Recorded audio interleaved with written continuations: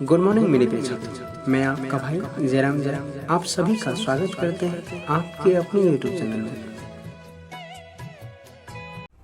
चलिए आज देखते हैं हम विद्युत धारा इलेक्ट्रिक करंट। उससे पहले समझते हैं कि विद्युत क्या होती है। विद्युत को समझने से पहले हम एक छोटा सा उदाहरण की बात करते हैं या अनुभव की बात करते हैं।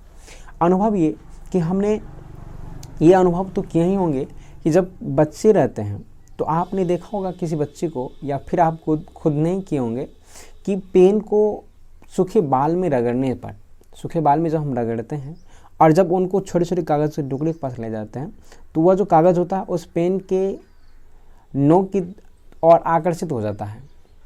इसका अर्थ ये हुआ कि उस पेन में एक प्रकार की ऊर्जा आ जाता है। किस कारण से? घर्षण की क्रिया के द्वारा। हम जब घर्षण किए, रगड़े, तो वह क्या हो गया? एक प्रकार की ऊर्जा आ गया। ठीक है।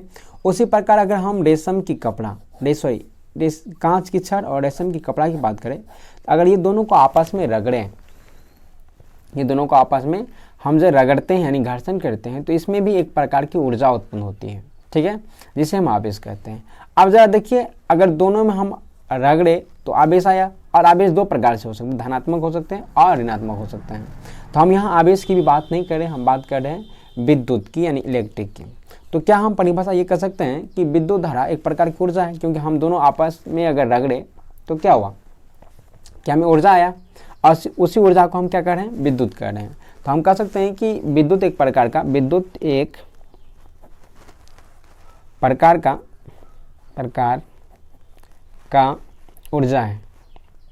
ऊर्जा है, जो पदार्थों में घर्षण की क्रिया के द्वारा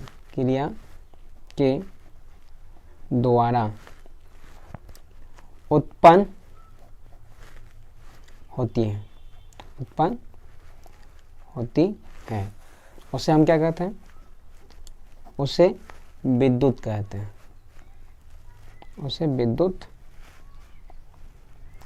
हैं। ठीक है। अब अगर हम विद्युत की प्रकार की बात करें तो हमने देखा कि जब दो पदार्थ को आपस में रगड़े तो हमें क्या प्राप्त हुआ? ऊर्जा प्राप्त हुआ। और उस ऊर्जा को हम क्या कर सकते हैं दोस्तों कि एक स्थान से दूसरे स्थान तक ले भी जा सकते हैं। अब जब अगर उस पदार्थ से हमें किसी चालक तार के द्वारा हम एक स्थान से दूसरे स्थान, किसी चालक पदार्थों के द्वारा दोस्तों एक स्थान से दूसरे स्थान तक ले जाते हैं, तो हम ऐसे जो विद्युत यानी विद्युत होते हैं, उस विद्युत को हम कहते हैं धारा विद्युत। और जिसे हम एक स्थान से दूसरे स्थान तक नहीं ले जा सकते, अर्थात उसी में छोड़ देते हैं, उसी पदार्थ में, तो हम वैसे पदार्थ को कहते हैं स्थिर विद्युत। यानी हमें कह सकते हैं कि विद्युत का जो है वह दो प्रकार हो सकता है। विद्युत का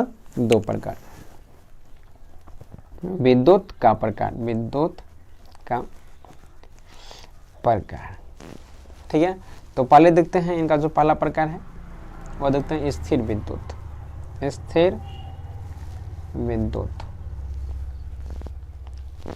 तो हम इसमें कह सकते हैं कि यदि किसी पदार्थ में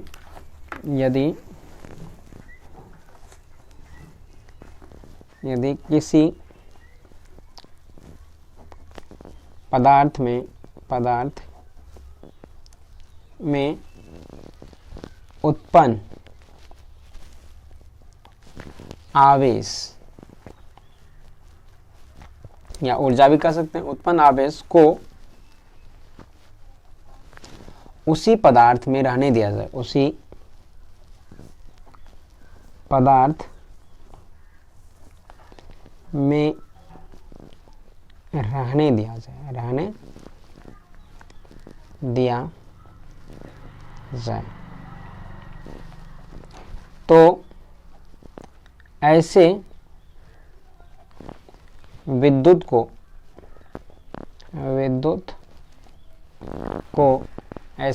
को स्थिर विद्युत कहते हैं। स्थिर विद्युत कहते हैं। ठीक है। उसी में अगर हम धारा विद्युत की बात करें, दूसरा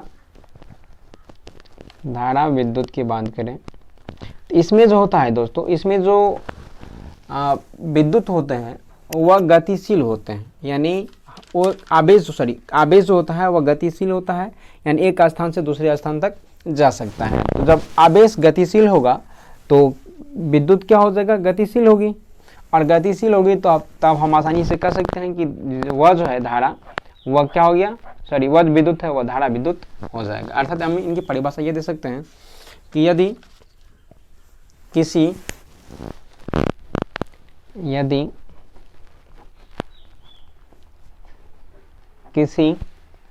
पदार्थ में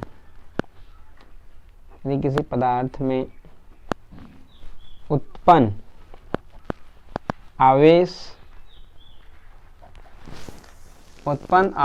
को चालक तार के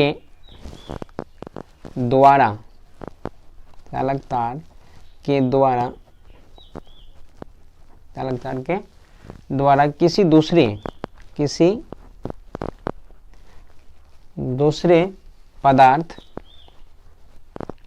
किसी दूसरे पदार्थ में ले जाया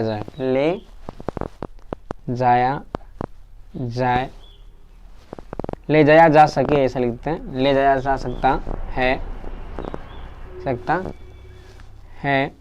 तो क्या कहते हैं, तो उस विद्युत को धारा विद्युत कहते हैं। तो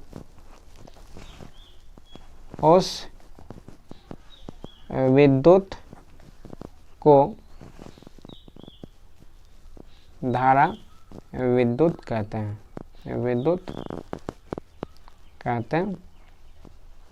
ठीक है। कहने का मतलब हम मोटे तौर पे ये कह सकते हैं कि जो हमारे पास विद्युत धारा की बात की, अभी तक विद्युत धारा के बारे में हम अभी पूरी चर्चा नहीं की, लेकिन हम ये चर्चा किए कि विद्युत क्या होती है। अब कांच की छड़ और रेशम के कपड़ा को अगर रगड़ते हैं तो हमें दोनों में, यानी दोनों पदार्थों में एक प्रकार की ऊर्जा आ जाता है, जिससे हम कह सकते हैं कि आवेश दो प्रकार के हो सकते हैं, धनात्मक और ऋणात्मक। विद्युत एक प्रकार का ऊर्जा है, हम विद्युत की परिभाषा देते हैं तो कह सकते हैं विद्युत एक प्रकार का ऊर्जा है जो पदार्थों में घर्षण की क्रिया के द्वारा उत्पन्न होते हैं, उसे हम विद्युत कहते हैं, या उस ऊर्जा को हम विद्युत कहते हैं, ठीक है। विद्युत के प्रकार स्थिर विद्युत और धारा विद्युत। स्थिर विद्युत की बात करें तो हम कह सकते हैं यदि किसी पदार्थ में उत्पन्न आवेश को उसी पदार्थ में रहने दिया जाए तो ऐसे विद्युत को स्थिर विद्युत कहते हैं। धारा विद्युत की बात करें तो यदि किसी पदार्थ में उत्पन्न आवेश को चालक तार के द्वारा किसी दूसरे पदार्थ में ले जाया जा सकता है तो उस विद्युत को धारा विद्युत कहते हैं। यानी कहने का मतलब धारा विद्युत में जो आवेश होता है वह गतिशील होता है और इसमें आवेश गतिशील नहीं होता, ठीक है। तो चलते हैं आगे और देखते हैं कि इसके बाद हम समझते हैं कि कूलाम का एक नियम है दोस्तों, उनको थोड़ा समझते हैं कि कूलाम का नियम क्या होता है। कूलाम का नियम,